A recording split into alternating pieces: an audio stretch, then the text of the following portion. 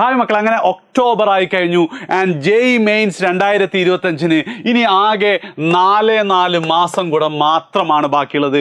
And എന്താണ് JEE mains 2025 നല്ലൊരു പെർസെൻറ്റേജിൽ നിങ്ങൾക്ക് കിട്ടിക്കഴിഞ്ഞാൽ അല്ലേ വേണ്ട, ആ ഒരു മോട്ടിവേഷൻ പാർട്ട് എന്ത് ഏറ്റവും അവസാനം വരാം. ഏറ്റവും ആദ്യം പ്രാക്ടിക്കലി എന്ത് ചെയ്യണം ഇനിയുള്ള 4 മാസം എന്ന് പറഞ്ഞിട്ട് ലാസ്റ്റ് എന്ത് ചെയ്യാം, അത് ചെയ്യാനുള്ള നിങ്ങൾക്കുള്ളൊരു ആവേശം കിട്ടാൻ വേണ്ടിയിട്ട് എന്തുകൊണ്ട് അത് ചെയ്യണം എന്നുള്ളതും ഞാനൊരു പറഞ്ഞുതരാം. അപ്പം എന്ത് ചെയ്യാം, നിങ്ങൾ അവസാനം വരെ കാണുക. കാരണം ഇതെന്നുണ്ട് റിപ്പീറ്റേഴ്സ്, ഇപ്പം റിപ്പീറ്റ് ചെയ്യുന്ന കുട്ടികളായിക്കോട്ടെ അല്ലെങ്കിൽ ഇപ്പോൾ +2 പഠിക്കുന്ന കുട്ടികളായിക്കോട്ടെ, നിങ്ങളെ സംബന്ധിച്ചിടത്തോളം ജെഇ മെയിൻസ് 2025 നിങ്ങളുടെ സ്വപ്നമാണെങ്കിൽ ഈ വീഡിയോ എന്ന് പറയുന്നത് നിങ്ങൾക്കുള്ളതാണ്.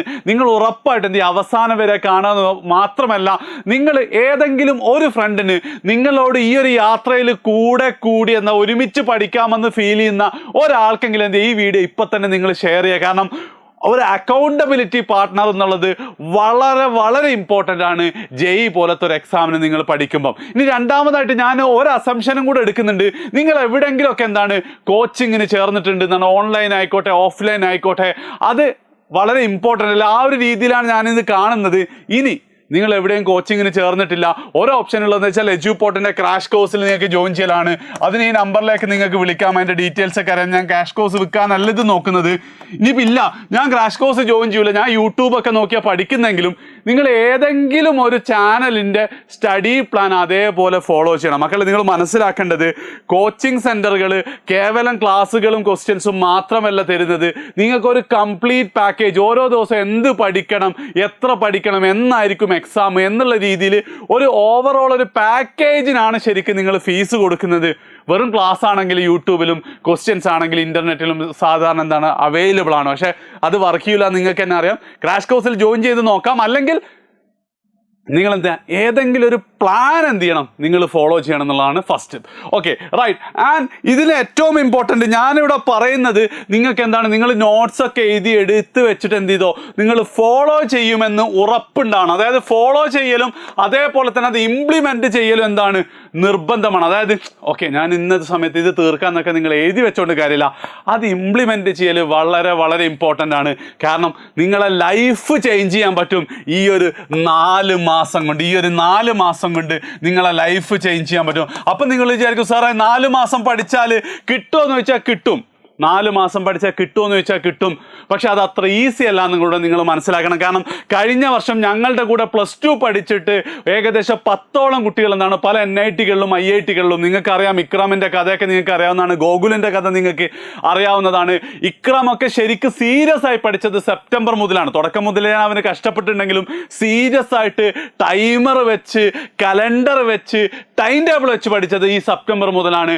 അതുകൊണ്ട് തന്നെ പറ്റുമോ എന്ന് വെച്ചാൽ പറ്റും, പക്ഷേ ഇറ്റ്സ് നോട്ട് ദാറ്റ് ഈസി എന്നും കൂടെ നിങ്ങൾ മനസ്സിലാക്കിക്കൊണ്ട് പഠിക്കാൻ ഇറങ്ങുക.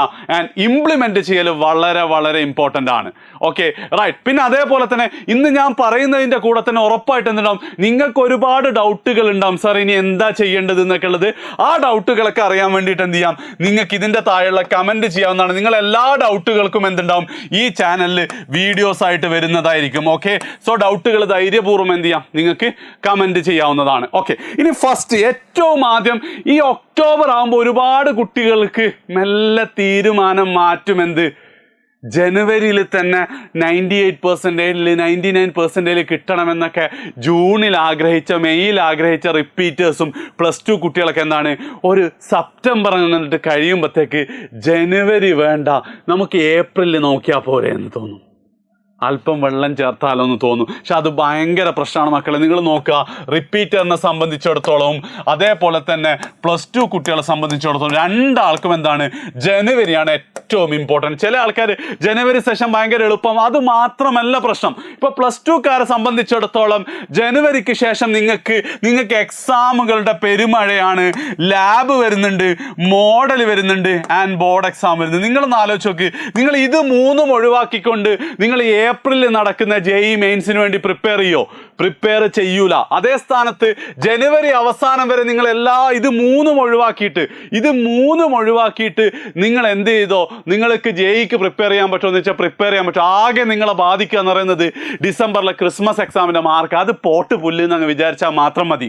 നിങ്ങൾ തന്നെ നോക്കിയാൽ മതി. കഴിഞ്ഞ വർഷം ഞങ്ങളുടെ കൂടെ +2 +2ന്റെ കൂടെ എന്താണ് ഈ JEE നല്ല പെർസെൻറ്റേജ് കിട്ടിയ എല്ലാ കുട്ടികൾക്കും എന്താണ് ജനുവരി സെഷനിലാണ് കൂടുതൽ മാർക്ക് കിട്ടിയിട്ടുള്ളത്, അല്ലെങ്കിൽ കൂടുതൽ പെർസെൻറ്റേജ് കിട്ടിയിട്ടുള്ളത് ഏപ്രിൽ. അത് ഒരു റീസൺ തന്നെ അവർ അഡ്വാൻസിന് ഫോക്കസ് ചെയ്തു എന്നുള്ള ഒരു പാർട്ട് അതുകൊണ്ട് കേട്ടോ. അതായത് റിപ്പീറ്റേഴ്സിനെ സംബന്ധിച്ച് ഏറ്റവും ഇമ്പോർട്ടൻസ് ആണ് അതാണ്. അത് മക്കളെ നിങ്ങൾ എന്തായാലും നിങ്ങളുടെ ഒരു വർഷം വേസ്റ്റ് ചെയ്തുകൊണ്ടാണ് എന്ത് ചെയ്യുന്നത്, നിങ്ങളിവിടെ പഠിക്കുന്നത്, അല്ലെങ്കിൽ ഒരു വർഷം വേസ്റ്റ് ചെയ്തിട്ടാണ് ഇതിന് പ്രിപ്പയർ ചെയ്യുന്നത്.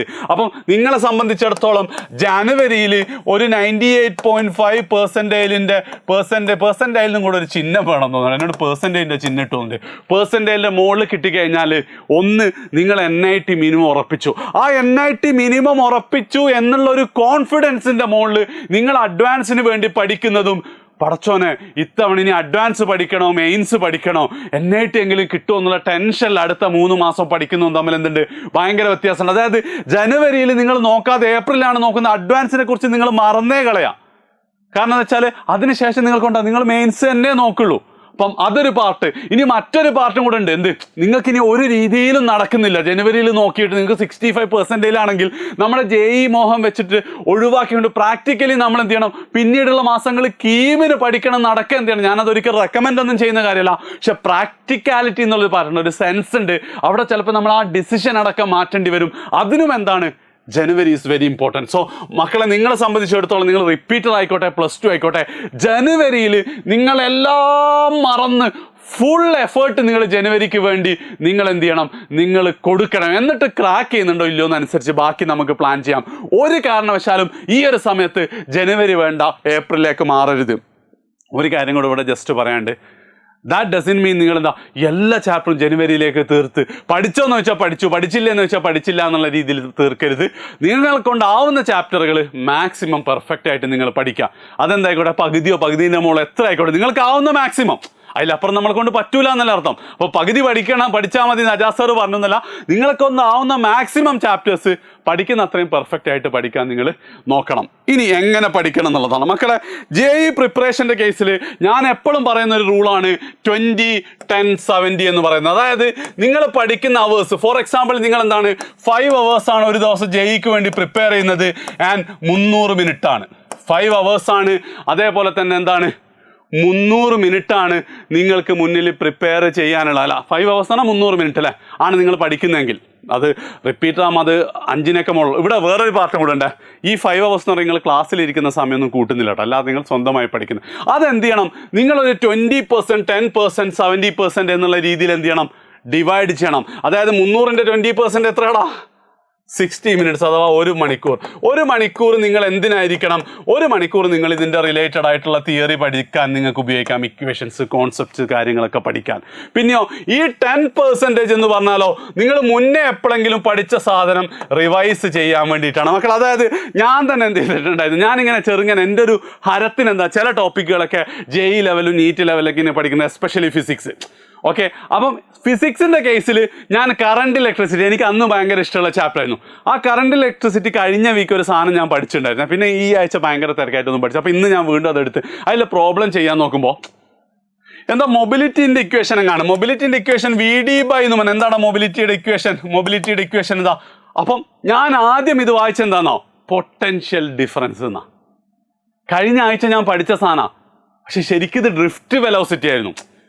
അപ്പം ആ ഒരു രീതിയിൽ എന്നോടൊക്കെ മറന്നു പോകുന്നുണ്ട്. അപ്പം എന്താ നിങ്ങളിപ്പോൾ ചെയ്തുകൊണ്ടിരിക്കുന്നത്, നിങ്ങൾ റിവൈസ് ചെയ്യുന്നെങ്കിൽ എന്താ സംഭവിച്ചിട്ടുണ്ടാവും വെച്ചാൽ, ജൂണിൽ പഠിച്ചത് ജൂലൈ ആകുമ്പോഴത്തേക്ക് മറന്നിട്ടുണ്ടാവും, ജൂലൈയിൽ പഠിച്ചത് ഓഗസ്റ്റ് ആകുമ്പോഴത്തേക്ക് മറന്നിട്ടുണ്ടാവും, ഓഗസ്റ്റിൽ പഠിച്ചത് സെപ്റ്റംബർ ആകുമ്പോഴത്തേക്ക് മറന്നിട്ടുണ്ടാവും. ആൻഡ് ചുരുക്കി പറഞ്ഞാൽ ഇപ്പോൾ ഒന്നും നിങ്ങൾക്ക് ഓർമ്മ ഉണ്ടാവില്ല. അതായത് ഉറപ്പായിട്ട് നിങ്ങൾ പഠിക്കുന്നതിൻ്റെ ഒരു അബദ്ധം പറ്റിയ ഇല്ലല്ലോ, അബദ്ധമൊന്നും പറ്റിയില്ല. ഞാൻ വിചാരിച്ചു 20% എന്ന് പറഞ്ഞാൽ 1 hour ആണ്. പഠിക്കുന്നതിൻ്റെ എന്ത് ചെയ്യണം, ഒരു 10% നിങ്ങൾ മുമ്പ് പഠിച്ചത് റിവൈസ് ചെയ്യാൻ സ്പെൻഡ് ചെയ്തിട്ടില്ല, നിങ്ങൾ പഠിക്കാത്തതാണ് നല്ലത്. മനസ്സിലായില്ല? അപ്പോൾ 10% 5 മണിക്കൂറാണ്, 30 minutes. നിങ്ങൾ 10 മണിക്കൂറാണ്, 1 മണിക്കൂർ എന്ത് ചെയ്യണം, നിങ്ങൾ റിവിഷന് വേണ്ടി സ്പെൻഡ് ചെയ്യണം. ആൻഡ് 70 minutes എന്തായിരിക്കണം, അത് നിങ്ങൾക്ക് തന്നെ അറിയാം അല്ലേ.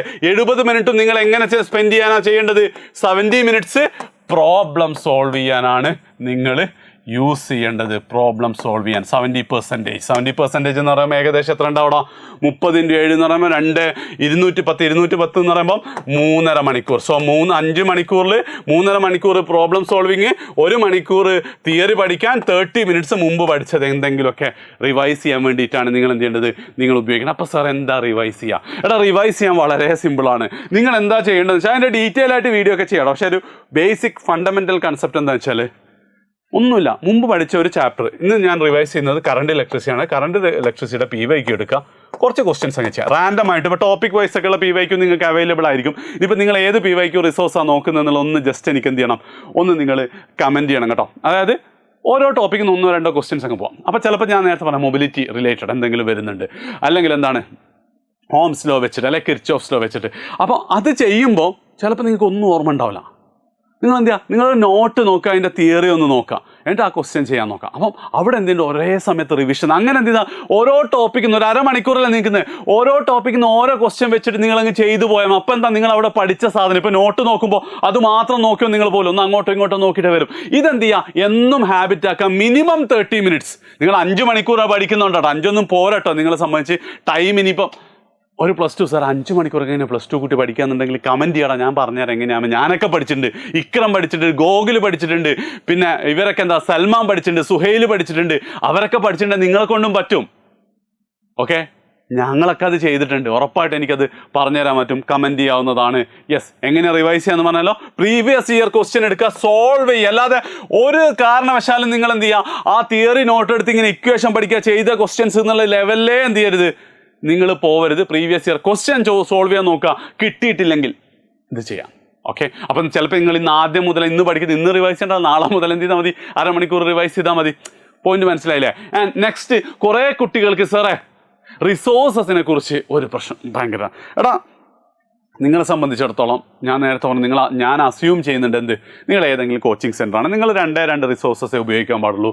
ഒന്നാമത്തെ റിസോഴ്സസ് എന്ന് പറഞ്ഞു കഴിഞ്ഞാൽ നിങ്ങളുടെ ക്വസ്റ്റ്യൻ ബാങ്ക്. ചിലപ്പോൾ ചില ആൾക്കാർക്ക് അത് ഓൺലൈൻ ആയിരിക്കും, വേറെ ചില ആൾക്കാർക്ക് അത് ബുക്കായിട്ടുണ്ടാവും. അതാണ് ഒരു റിസോഴ്സ്. രണ്ടാമത്തെ റിസോഴ്സ് എന്ന് പറഞ്ഞാൽ പ്രീവിയസ് ഇയർ ക്വസ്റ്റ്യൻ്റെ ഡാറ്റ. അത് പല സ്ഥലത്തുണ്ടാവും. ഞാൻ നേരത്തെ പറഞ്ഞതുപോലെ നല്ല സോഴ്സ് ഏതാണെന്ന് വെച്ചാൽ നിങ്ങൾക്ക് എനിക്കൊന്ന് പറഞ്ഞു തരാവുന്നതാണ്. ഓക്കെ, ഇത് രണ്ടും മാത്രമേ എന്ത് ചെയ്യണ്ടൂ, നിങ്ങൾ ഉപയോഗിക്കേണ്ടുള്ളൂ. അപ്പോൾ നിങ്ങളുടെ 70 മിനിറ്റ്സിൽ നിങ്ങളുടെ 70 മിനിറ്റ്സ് അല്ല 70% ടൈമിൽ നിങ്ങൾ എന്താ ചെയ്യേണ്ടത്, 70% സമയത്ത് നിങ്ങൾ എന്താണ് അപ്പം ചെയ്യേണ്ടി വരിക. അതായത് നിങ്ങൾ എന്തായാലും നിങ്ങൾക്കിപ്പോൾ ക്ലാസ് ഉണ്ടാവും, എന്തായാലും എന്തുണ്ട്, നിങ്ങൾക്കിപ്പോൾ ക്ലാസ് ഉണ്ടാവില്ല, ക്ലാസ് നടക്കുന്നുണ്ടാവും. അപ്പം ആ ക്ലാസ് നടക്കുന്നതിൽ നിങ്ങൾ അന്ന് എന്താണോ നിങ്ങളുടെ മെറ്റീരിയൽ ഉപയോഗിച്ച് ചെയ്യേണ്ടത് അത് മാക്സിമം ചെയ്യുക. എന്നിട്ട് ഏത് ടോപ്പിക്കാണ് എടുക്കുന്നത് ആ ടോപ്പിക്കിന് പ്രീവിയസ് ഇയർ ക്വസ്റ്റ്യൻ കൂടെ നോക്കുക. കാരണം പ്രീവിയസ് ഇയർ ക്വസ്റ്റ്യൻ നോക്കാൻ ഇനിയും ലാസ്റ്റ് എന്തുണ്ട്, നമുക്ക് സമയമുണ്ട്. അപ്പോൾ നിങ്ങളുടെ ഈ സാധനം തന്നെ നിങ്ങൾക്ക് എന്ത് ചെയ്യാം, ഒരു 80% കറക്റ്റ് നിങ്ങളുടെ മെറ്റീരിയൽ ഉപയോഗിക്കാം. ബാക്കി 20% പ്രീവിയസ് ഇയർ ഉപയോഗിക്കാം. ബാക്കി 20% പ്രീവിയസ് ഇയർ ക്വസ്റ്റ്യൻ മൊത്തത്തിന് പോയി. ബാക്കി 20% PYQ ആയിട്ട് എന്ത് ചെയ്യുക, നിങ്ങൾ യൂസ് ചെയ്യുക എന്നുള്ളതാണ് നിങ്ങൾ പ്രോബ്ലം സോൾവ് ചെയ്യുന്ന സമയത്ത് നിങ്ങൾ ചെയ്യേണ്ട കാര്യം. ഇത് ഇതേപോലെ ഫോളോ ചെയ്യുക. ഏതുവരെ നമ്മളുടെ ഡിസംബർ മിഡ് ആകുമ്പോഴത്തേക്ക്, ശരിക്കും അത് നവംബർ എൻഡാണ്, പക്ഷേ ഈ ഒക്ടോബറിൽ കയറിയിട്ട് മക്കളെ നവംബർ എൻഡിലേക്ക് തീർക്കുക പറയുമ്പം കാര്യമില്ല. ഡിസംബർ മിഡ് വരെ എന്ത് ചെയ്യാം, നിങ്ങൾക്ക് സമയമുണ്ട്.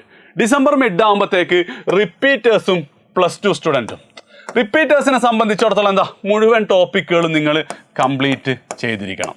മുഴുവൻ ടോപ്പിക്കുകളും നിങ്ങൾ കവർ ചെയ്തിരിക്കണം, ഓൾമോസ്റ്റ് 100%. ഇനി അവിടെ നിങ്ങൾക്ക് ചിലത് തീരെ അറിയില്ല എന്നുണ്ടെങ്കിലും അങ്ങനെയൊക്കെ ഉള്ളത് എന്ത് ചെയ്യാം, നിങ്ങൾക്ക് മാറ്റി വെക്കുന്നതിന് കുഴപ്പമില്ല. അല്ലെങ്കിൽ അൾട്ടിമേറ്റ്ലി എന്ത് ചെയ്യണം, നിങ്ങൾ ഡിസംബർ മിഡ് ആകുമ്പോഴത്തേക്ക് മുഴുവൻ ടോപ്പിക്കുകളും കവർ ചെയ്യണം. ഇനി അങ്ങോട്ടുള്ള ദിവസം ഇങ്ങനെ പഠിച്ചാൽ ഒരേ സമയത്ത് നിങ്ങൾ എന്ത് ചെയ്യുന്നുണ്ട്, നിങ്ങൾ ഇപ്പോൾ എടുത്തുകൊണ്ടിരിക്കുന്ന പോർഷൻസ് പഠിച്ചുകൊണ്ടിരിക്കുന്നുണ്ട്, അതിൻ്റെ കൂടെ മുമ്പ് പഠിച്ചത് റിവൈസും ചെയ്യേണ്ടത്. അത് തന്നെയാണ് നമ്മൾ എന്ത് ചെയ്യുന്നത്, നമ്മൾ ടോപ്പിക്ക് അതിലെ കോൺസെപ്റ്റും കാര്യങ്ങളൊക്കെ കുറച്ച് പ്രോബ്ലംസ് ഒക്കെ നിങ്ങൾ ചെയ്തിരിക്കണം എന്നാണ്. അതേ സ്ഥാനത്ത് +2 സ്റ്റുഡൻസിനെ സംബന്ധിച്ചിടത്തോളം ഈ ഡിസംബർ മിഡ് ആകുമ്പോഴത്തേക്ക് നിങ്ങൾ +2ലുള്ള ഇമ്പോർട്ടൻ്റ് ആയിട്ടുള്ള എല്ലാ ചാപ്റ്റേഴ്സും എന്ത് ചെയ്യണം, കവർ ചെയ്യണം. ഓക്കെ, കാരണം നിങ്ങളെ കൊണ്ട് എന്ത് ചെയ്യാനാ, ബാക്കിയൊന്നും ചെയ്യാൻ പറ്റണമെന്നില്ല. ഡിസംബർ മിഡ്, അതായത് നിങ്ങളുടെ ക്രിസ്മസ് എക്സാം തുടങ്ങുന്നതിൻ്റെ തൊട്ട് മുന്നായിട്ട് +2ലേക്കുള്ള എല്ലാ ഇമ്പോർട്ടൻറ്റ് ടോപ്പിക്സ് എന്ത് ചെയ്യണം നിങ്ങൾ. അപ്പോൾ സാർ ഏതൊക്കെ ഇമ്പോർട്ടൻറ്റ് ടോപ്പിക്സ്, അതിപ്പോൾ ഫിസിക്സ് ആണെങ്കിൽ മോഡേൺ ഫിസിക്സ് ഭയങ്കര ഇമ്പോർട്ടൻ്റ് ആണ്.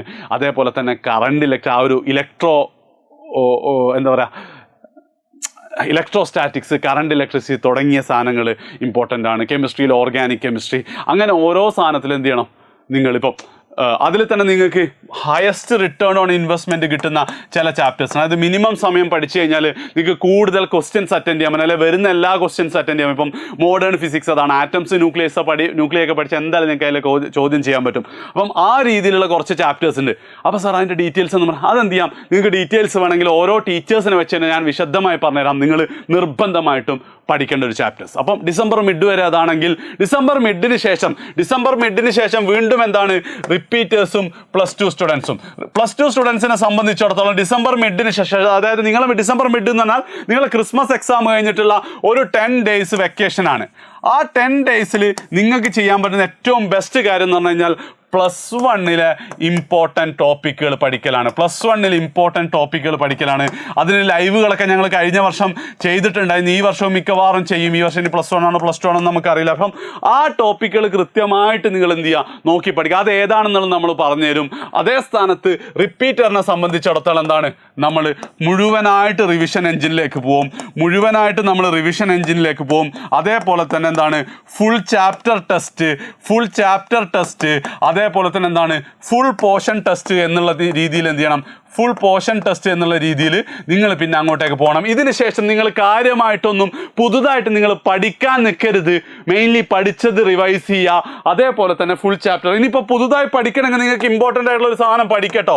അതെന്താണെന്ന് വെച്ച് കഴിഞ്ഞാൽ നിങ്ങളെ എക്സ്പെരിമെൻറ്റുകളൊക്കെ ഇപ്പോഴേ നിങ്ങൾ പഠിച്ചു തീർക്കണമെന്നില്ല. എക്സ്പെരിമെൻ്റൊക്കെ ആ ലാസ്റ്റ് സമയത്ത് കുഞ്ഞു റിവൈസിങ്ങും എക്സാമും ചെയ്യുന്നതിൻ്റെ ഇടയ്ക്ക് നിങ്ങൾക്ക് പഠിക്കാം. അല്ലാതെ പുതിയ ടോപ്പിക്കുകൾ അന്നേരം പഠിക്കണം. മക്കൾ ഇത് മനസ്സിലാക്കേണ്ടത് വെച്ചാൽ ഇത് നീറ്റല്ല, ജെഇ ആണ്. ജെഇയിൽ നിങ്ങളുടെ ടോപ്പിക്കിൻ്റെ ഡെപ്താണ് ഇമ്പോർട്ടൻറ്റ്, ടോപ്പിക്കിൻ്റെ വിഡ്ത്തിനേക്കാൾ അല്ലെങ്കിൽ ടോപ്പിക് കവറേജിനേക്കാൾ. നിങ്ങൾ എല്ലാ ടോപ്പിക്കും വേണമെങ്കിൽ നിങ്ങൾക്ക് എന്ത് ചെയ്യണം, അടുത്ത 2 മാസം എന്താ 1 ഷോട്ട് കണ്ട് തീർത്ത് എന്ന് പറയാം. പക്ഷേ ക്വസ്റ്റ്യൻ ചെയ്യാൻ പറ്റണമെങ്കിൽ എന്ത് ചെയ്യണം, ഓരോന്നും ഫോക്കസ് ചെയ്യണം. അപ്പം എന്താണോ ഡിസംബർ 15 വരെ നിങ്ങൾ തീർക്കുന്നത് അതിൽ തന്നെ മാക്സിമം എന്ത് ചെയ്യുക, റിവിഷനും ടെസ്റ്റുകളും നടത്തുക. ഇനി അതിൽ നേരത്തെ ഞാൻ പറഞ്ഞതുപോലെ തന്നെ നിങ്ങൾ +2 കുട്ടികളെ പോലെ തന്നെ ഇമ്പോർട്ടൻറ്റ് ടോപ്പിക്ക് കാര്യങ്ങളിലേക്ക് പോകണമെങ്കിൽ അവിടെ നിങ്ങൾക്ക് പോകുന്നതിന് കുഴപ്പമില്ല. ആൻഡ് +2 കുട്ടികൾക്ക് ഈ ഒരു പാർട്ട്, ഈ റിവിഷനും അതേപോലെ തന്നെ ബാക്കി എല്ലാ സാധനങ്ങളും എന്താ ജാനുവരിയിൽ സ്കൂൾ തുറന്നതിന് ശേഷം, ജാനുവരി 1 ഓൺവേർഡ്സ് നിങ്ങൾ ചെയ്യുക. അതുവരെ എന്ത് ചെയ്യുക, നിങ്ങളെ +1 ഇമ്പോർട്ടൻറ്റ് ടോപ്പിക്ക് തീർക്കുക. ഈ ഒരു രീതിയാണ് നിങ്ങളെ സംബന്ധിച്ചിടത്തോളം ഇപ്പം നിങ്ങൾക്ക് എന്നുള്ളത് ഏറ്റവും ബെസ്റ്റായിട്ടുള്ള സാധനം. ഓക്കെ, ഞാൻ ലാസ്റ്റ് ഒരു കാര്യം കൂടെ ഞാൻ പറഞ്ഞിട്ട് എന്ത് ചെയ്യുക, ഞാൻ പറഞ്ഞതുപോലെ തന്നെ അവസാനിപ്പിക്കാം. 2 കാര്യങ്ങളാണ്. ഒന്നാമത്തെ കാര്യം എന്താ വെച്ചാൽ, നിങ്ങൾക്ക് കിട്ടാൻ പോകുന്ന ഈ ഒരു കാര്യം നിങ്ങളെല്ലാം മറന്നെല്ലാം മാക്സിമം എഫേർട്ട് എടുത്താൽ നിങ്ങൾക്ക് കിട്ടാൻ പോകുന്ന സൗഭാഗ്യം എന്ന് പറയുന്നത് ഒരിക്കലും നിങ്ങൾ പ്രതീക്ഷിച്ച അത്രയിൽ ഒതുങ്ങൂല, അതിനേക്കാൾ വലുതാണ്. മക്കളെ, എൻ്റെ കേസിൽ +1 +2 മാത്രമാണ് എൻ്റെ ജീവിതത്തിൽ ഞാൻ ആകെ കഷ്ടപ്പെട്ടത്. അതിനുശേഷം +2 അന്ന് ജെഇ മെയിൻ സെലക്ട് AIEEE എന്നുള്ള എക്സാമാണ്. AIEEE എനിക്കെന്താണ് റാങ്ക് 500 വന്നു എന്ന് പറഞ്ഞാൽ ആ നിമിഷം ഇപ്പോൾ എനിക്ക് ഓർമ്മയുണ്ട്. റിസൾട്ട് നോക്കിയത് മുതൽ, വീട്ടുകാരോട് പറഞ്ഞത് മുതലുള്ള ഒരുപാട് കാര്യങ്ങൾ. അതിനുശേഷം പിന്നെ എനിക്ക് എന്ത് ചെയ്തിട്ടില്ല, ലൈഫിൽ തിരിഞ്ഞു നോക്കേണ്ടി വന്നിട്ടില്ല, എൻ്റെ പാരൻസിന് തിരിഞ്ഞു നോക്കേണ്ടി വന്നിട്ടില്ല. വലിയ സൗഭാഗ്യങ്ങളാണ് നിങ്ങൾ കാത്തു നിൽക്കുന്നത്. അതിനുവേണ്ടി 4 മാസം നിങ്ങൾ സ്പെൻഡ് ചെയ്യോ ഇല്ലയോ എന്നാണോ ചോദ്യം.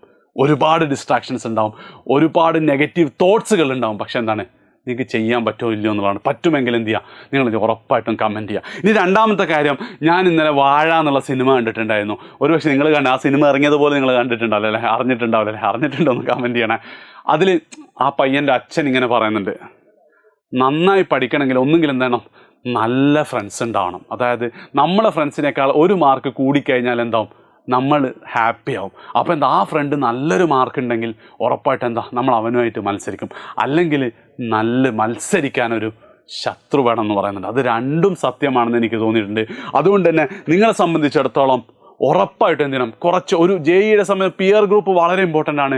ഈ പഠനത്തിനോട് അവർ നന്നായി മാർക്ക് സ്കോർ, പഠനത്തിന് താല്പര്യം, ആഗ്രഹമുള്ള, സ്വപ്നങ്ങളുള്ള പിയർ ഗ്രൂപ്പ്. ഇപ്പം ഞാൻ മുമ്പ് ഇക്രത്തിൻ്റെ ഒരു പിയർ ഗ്രൂപ്പിനെ കുറിച്ച് പറഞ്ഞിട്ടുണ്ട്. അതിൽ എല്ലാവർക്കും ഒന്നും എന്ത് ചെയ്തിട്ടില്ല, ജെഇ കിട്ടിയില്ല. ചിലരൊക്കെ ഇപ്പോൾ റിപ്പീറ്റ് ചെയ്തുകൊണ്ടേ ഇരിക്കുന്നുണ്ട്.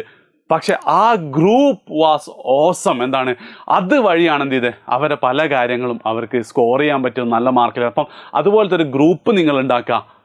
അവരുമായിട്ട് നിങ്ങൾ എന്ത് ചെയ്യുക, പരസ്പരം സപ്പോർട്ട് ചെയ്തുകൊണ്ട് പഠിക്കുക.